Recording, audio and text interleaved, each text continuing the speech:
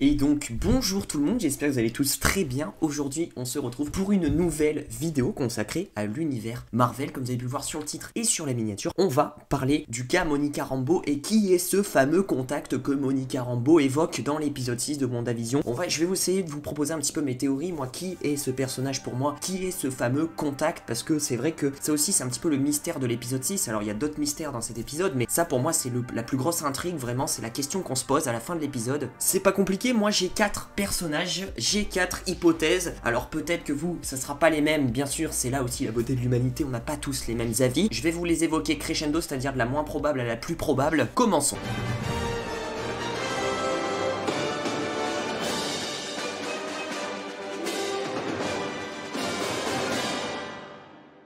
Le premier personnage pour moi, la première hypothèse, ça serait Carol Danvers, donc alias Captain Marvel. Et là du coup vous allez me dire, ouais mais lui, tu vois bien que dans WandaVision, quand d'autres personnages parlent de Carol Danvers, Monica elle fait une gueule en mode comme si elles s'étaient engueulées toutes les deux, enfin c'est pas possible, etc. Oui, je sais toutes ces scènes là, j'ai vu les épisodes comme vous, mais justement, je pense que même si elles sont pas en bons termes, parce que je pense que honnêtement, effectivement, à la mort de la mère de Monica, Captain Marvel aurait dû venir du coup sur Terre, pour assister aux funérailles, ou j'en sais rien, ou revenir sur Terre, etc. Elle l'aurait peut-être promis à Monica, etc. Et du coup, elle n'est plus revenue sur Terre depuis. C'est pour ça que Monica est peut-être un petit peu vexée et peut-être est en froid avec Carol Danvers. Mais je pense que honnêtement, après ce qu'il faut se dire, c'est que Monica, elle connaît un contact. Mais du coup, ça veut dire qu'elle l'a déjà rencontré ce contact. Et on sait que Captain Marvel et Monica Rambeau, elles se sont rencontrées dans le film Captain Marvel dans les années 90. Donc même si elles sont en froid actuellement, Monica Rambeau fait la part des choses et elle sait quand même que là, c'est un petit peu entre guillemets limite la fin du monde parce que Wanda, elle étend Lex au maximum et elle pourrait engloutir toute la Terre, donc faire appel à Captain Marvel qu'elle connaît personnellement en plus, ça pourrait être probable, un petit peu comme Nick Fury à la fin d'Infinity War quand il fait appel à Carol Danvers aussi. On sait que Carol Danvers, même si elle est pas sur Terre, elle peut recevoir un appel parce qu'elle a une sorte de portable que Nick Fury avait, donc je me dis pourquoi pas Monica aussi, elle a dû lui donner et que Monica peut la contacter comme ça, donc ça pourrait être ultra probable, surtout qu'on sait que Monica va être présente dans Captain Marvel 2. Dans Captain Marvel 2 on aura de nouveau du coup Carol Danvers, et puis voilà, Monica connaît personnellement Captain Marvel, alors ça fait peut-être un bail qu'elle l'a pas vu, mais elle a son numéro, elle la connaît personnellement. En plus, Captain Marvel, c'est pas n'importe qui, elle est dotée d'une putain de puissance, d'énergie, etc. Enfin, vous l'avez vu dans Captain Marvel, vous l'avez vu aussi dans Endgame, quand elle arrive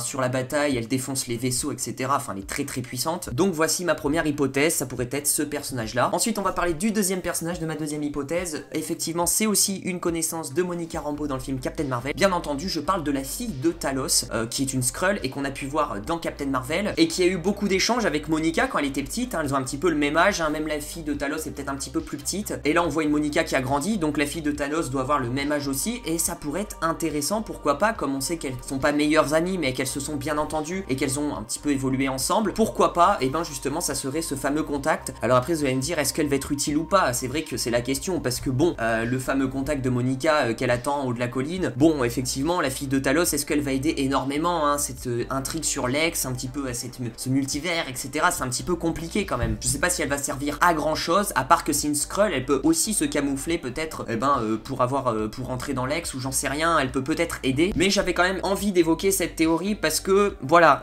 la fille de Talos, faut pas l'oublier, je sais plus comment elle s'appelle d'ailleurs, je sais plus, dites-le moi dans les commentaires. Et là ensuite on passe aux deux personnages que je pense que c'est pas 50-50, mais pour moi c'est les plus probables. On va commencer par le personnage de Talos, donc pareil, le personnage on l'a vu dans Captain Marvel, le personnage on sait qu'ils se sont rencontrés avec Monica Rambeau, donc Monica connaît, pas personnellement, mais a déjà vu Talos. Je sais plus s'ils ont un dialogue dans le film, mais en tout cas ils se sont déjà vus quand elle était petite. Et là ce qui est intéressant sur la théorie de Talos, c'est qu'on sait que Talos est revenu sur Terre à la fin de Spider-Man Far From Home. C'est lui qui a pris l'identité du Nick Fury. Nick Fury lui était du coup dans l'espace, mais du coup ce qu'on sait c'est que Spider-Man Far From Home ça se passe après WandaVision, parce que Spider-Man Far From Home ça se passe des mois après Endgame, et je crois, il me semble d'un point de vue chronologie, alors je me trompe peut-être, mais que WandaVision va se passer juste après Endgame et du coup avant Far From Home. Et on sait que dans Far From Home, Talos est présent en tant que Nick Fury, donc il est sur Terre, et donc je me dis, avant qu'il fasse une apparition dans Far From Home, qui pourrait l'appeler pour venir sur Terre? Et ça serait Monica Rambeau, qui aurait pareil un contact avec un téléphone ou j'en sais rien, et qui appellerait Talos de l'espace, et entre guillemets, viens,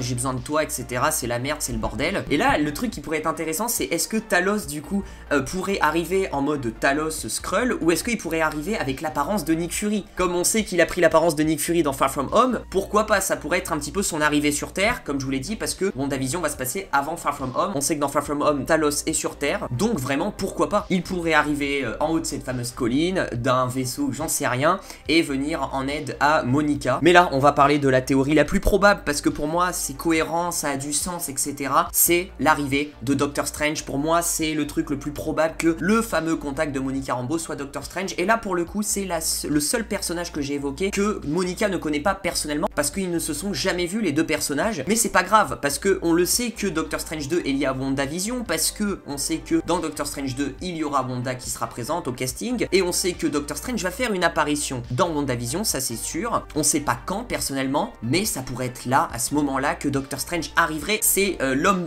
idéal entre guillemets pour résolver un petit peu cette intrigue et un petit peu ce problème hein, de cette fameuse Wanda qui pète un câble, de cette ex qui s'agrandit, un petit peu de cette réalité entre guillemets alternative, de cette manipulation mentale, etc. Doctor Strange, on sait un petit peu tous ses pouvoirs qu'il a, hein, on sait un petit peu tout ce qu'il peut faire. On sait que dans Doctor Strange 2, on va voyager de planète en planète et qu'on va vraiment ouvrir ce multivers. Donc pourquoi pas, ça serait ce fameux homme en haut de la colline qui viendrait voir Monica, et même si Monica le connaît pas personnellement, elle sait Monica quand même que c'est peut-être l'homme de la situation. Pour moi, il va arriver, il est hyper intelligent, il connaît un petit peu tous les secrets du multivers, il avait la pierre du temps, je vous le rappelle, donc vraiment il connaît un petit peu tout ça. Il a lu beaucoup de livres, enfin il est hyper intelligent, mais sans compter son intelligence, il est hyper puissant. Donc pour moi, ça serait ce fameux contact qui pourrait un petit peu rivaliser avec Wanda qui sera en train de péter un câble, et à la fin du coup, il pourrait justement l'emmener dans une autre réalité pour la calmer. Bref, je ferai une autre vidéo aussi sur moi ce que je pense de vraiment la fin de WandaVision, comment ça pourra se passer. Mais voilà, en tout cas, je voulais parler du coup de ce fameux contact de Monica Rambeau.